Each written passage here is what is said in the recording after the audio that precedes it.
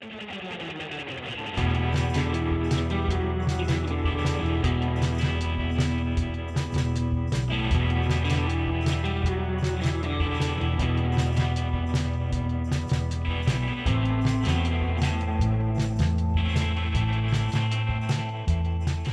scene with the lead Ducky Boy, or I forget, Ducky Boy Gang leader might be how Alan is listed in the credits. I think I was Ducky Boy number 2 or second Ducky Boy, I forget. Is supposed to have been offered oral sex by Turkey, and pulls out a knife, is supposed to cut Turkey in the face and repeat in ironic fashion the request for oral sex. Blow. And our gang is supposed to chase Turkey down the street, taunting him with that word, blow, blow. Now, we had filmed this, I think, maybe 2 to 3 months after the Warriors had filmed in New York. I'd gotten some extra work on that, but didn't make it past the cutting room floor.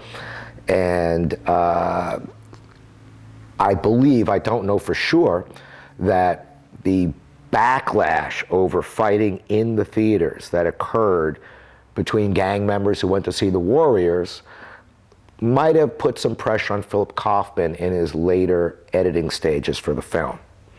For whatever reason, that line was in fact cut from the movie.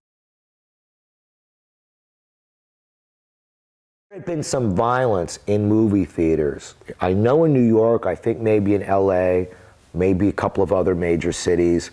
The theme had drawn gangs that existed, but normally kept a distance from each other, and you get them too close together and a certain amount of violence becomes almost inevitable.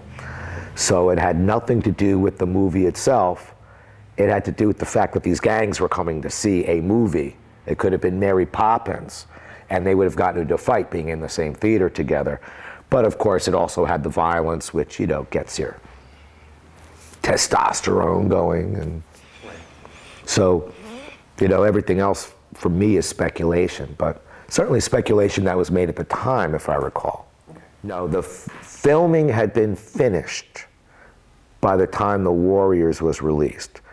But I suspect that final editing and post-production had not been completed on The Wanderers. By the time the backlash for The Warriors became public, I'm not an editor, I'm not a film director, but I have read that it can be difficult to do last-minute editing when it's forced upon you. Warriors filmed, I think, earlier in the fall. I think it was like September. We were running up and down stairs at the Union Square station on 14th Street. This is when you were filming The Warriors? Yeah, but none of the sequences of me made it to the movie, so you can't see me. I didn't get any credit. Well, I got recognized sometime back in the mid-'80s on a New York City subway once. A casting director at a Great Adventure down in New Jersey. I was auditioning for a stunt show, and he worked for Warner Brothers. This is maybe 1992, 91. Anyway, didn't get the job. But he recognized me from my resume and went, "You were that Ducky Boy?" And I was like, "Yeah, it's almost 15 years ago. What's your point?"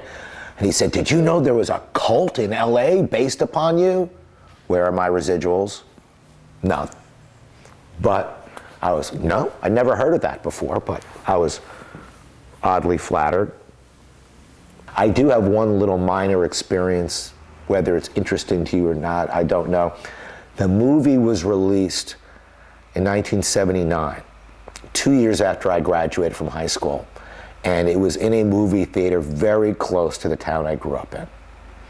So my old high school buddies said, "Hey, we gotta go see it at the theater." So I went there, and at least half of the people in the theater were there because they knew a local guy had a small part, but a part in it. And it was my one taste of what famous people have to go through. because everybody was Mark Leslie, and everybody's looking at me. And I always thought, as an aspiring actor, gee, that'd be great. I hated it. Really? The intrusiveness, the lack of privacy. I was out with my buddies. Now, you want me at a press conference? I'm all yours. Right. Okay? But I was out with my private friends. And it really gave me insight to why famous actors are stressed out by it. And how wonderful most of them are really in accommodating a very difficult thing.